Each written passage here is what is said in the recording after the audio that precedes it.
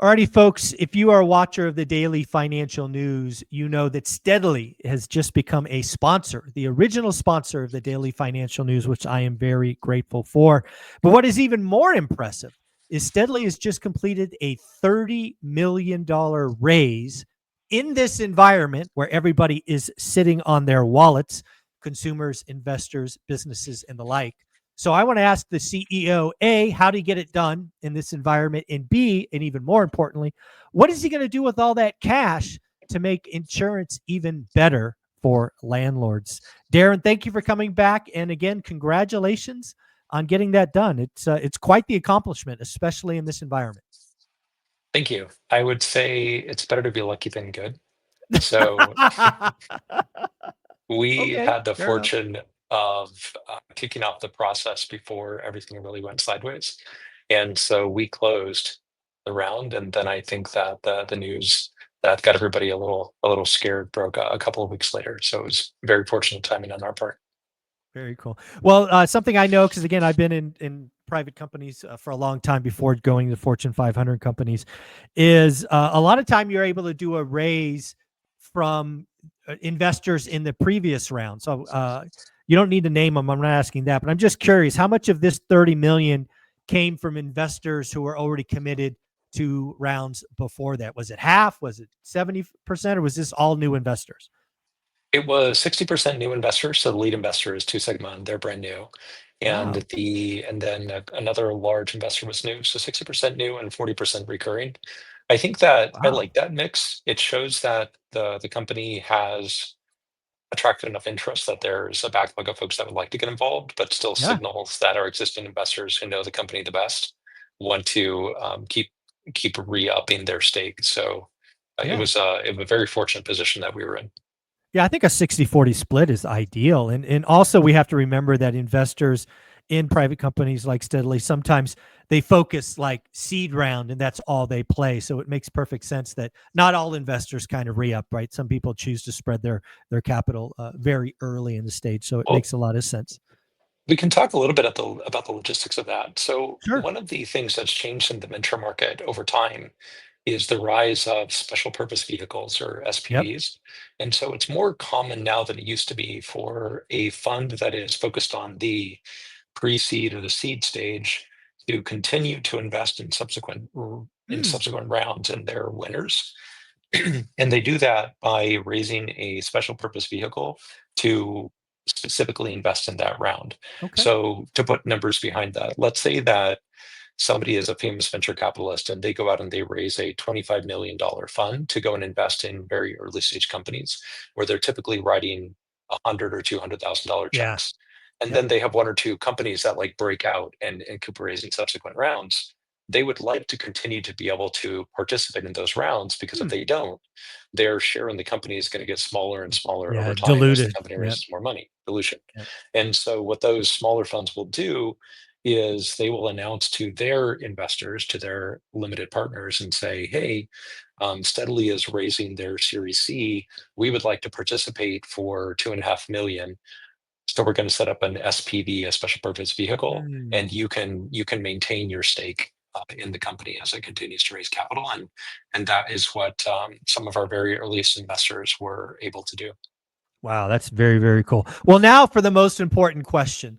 As the CEO who had to put together a business plan to really highlight what you need this money for, how you're going to get a return on this money, you're already dominating the landlord insurance space. What's this 30 million bucks going to do for you? Where do you plan to spend it? If you can't say, that's okay, but hopefully you can paint a picture of where you're going to take this company with this new round of investments. Capacity is the short answer. So some of your listeners who have gone to Steadily will have had the experience that if they have a property in one state or one region of the country, Steadily will immediately say, hey, yes, we would like to insure this property, and here's a competitive price for it.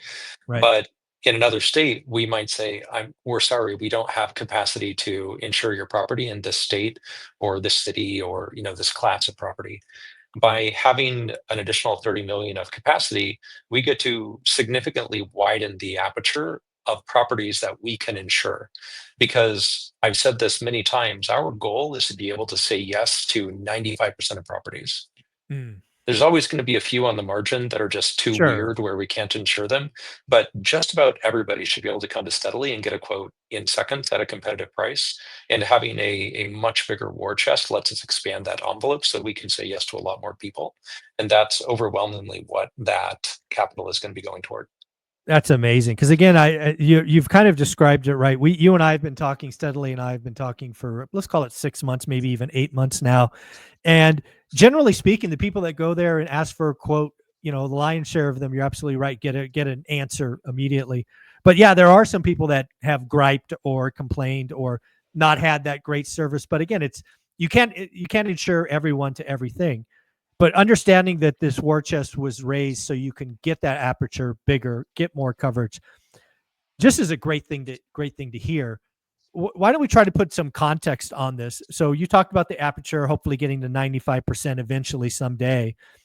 Does this 30 million get you to that? Does this get you to 75? I mean, how much more does this 30 million get you? We think it takes us to about 80%. Oh, So okay. there will probably be more that we need to put in the war chest at some point in the future to get that last 95%, but it takes us a Yeah. long way there. For example, historically, we've never offered a steadily policy in New York. That's going to Hmm. change very soon. So we're just opening up more and more of the country. Wow. That's that again. This is an amazing here. Again, as somebody who sponsors my daily financial news, which routinely gets the most views each and every day, this is a good thing because again, we're going to get more and more positive responses versus the frustration. I hear occasionally from people that like, "Hey, I went there because of you, but they couldn't help me." It's good to hear that this 30 million was raised to purposely increase that. So that makes me feel good because again, I know you're helping people you can, but as somebody who watches my channel comes back and goes, "Hey, I went there because of you," and they gave me a no answer, that can be frustrating. So it's good to hear that you're investing in growing that. And it's just as frustrating for us. Yeah, We I'm we sure. really don't like having to say no. But the fundamental business of insurance is if we're going to write a policy or that's going to be $100,000 in insurance or $200,000 in insurance, there has to be a very healthy chunk of capital Yeah. in a piggy bank in the back backing that policy, and having 30 more million in our piggy bank gives us a lot more firepower. Yeah, and again, it's really interesting. A lot of folks, when they're landlords and they go get an insurance quote, they don't really think about the insurance business, right? You are a for-profit entity. You've never been confused about that, right? You've come into the market because you think you can offer a competitive advantage. You're laser focused on landlords, not owners, which creates its own efficiencies and scale. But there's some properties you can't insure, and frankly, that's just good business. Some properties are too old, too odd, whatever, and you're like, no, we can't insure it, and many times that's a good business reason. At least not yet. Very early on in my insurance career, back in 2004, one of my mentors was talking to me, and somebody used the phrase in the meeting. They're like, "Oh, that's a really bad risk," and he's like, Mm. there's no such thing as a bad risk. There's Bad just bad price. prices." Yeah, exactly. Bad price. And so I've seen some. I saw a property the other day. I think I posted about it on LinkedIn a few months ago, where it was a house that had just burned down and had a very significant fire, and it was applying for insurance coverage. And it's like, yeah, there is a price at which you can insure Yeah. just about anything. The problem is whether the model that you're using to price that risk knows how to calculate a reasonable Right. price for that. And being able to have a much bigger war chest allows you to say, yeah, now we're going to go and look at properties in New York and properties in other parts of the city that we previously would have had to say no to. Yeah. Well, let's do us a favor. Let's define the kind of standard process. If somebody's a one rental at a time fan, they're a landlord already, or they're looking to buy something. Your vision for Steadily and a client is very simple. They go to steadily.com or the link on the screen, or at .steadilypartner.com. They put in the address. They put in the address and they hit some button, and ideally in seconds they get a quote. Is that kind of the rough vision, or what happens? What's your vision for the process? We changed the headline of the page that they see after they hit their address to say, so simple, it's one page. That's literally what it says on the headline. Nice. And The objective is that within 90 seconds, they've answered the remaining questions, and then they're looking at a bunch of sliders where they can choose how much coverage they want on their property, and then check out a few minutes later. So Folks, yep. I think it's worth going back to the beginning. The way all of this got started was in 2018. I bought a rental property in Chicago and tried to get insurance for it and had a nightmare experience. And I kept Mhm. having a nightmare experience every time I bought a property. And so 3 years later, we started Steadily. I'm still insured by Steadily.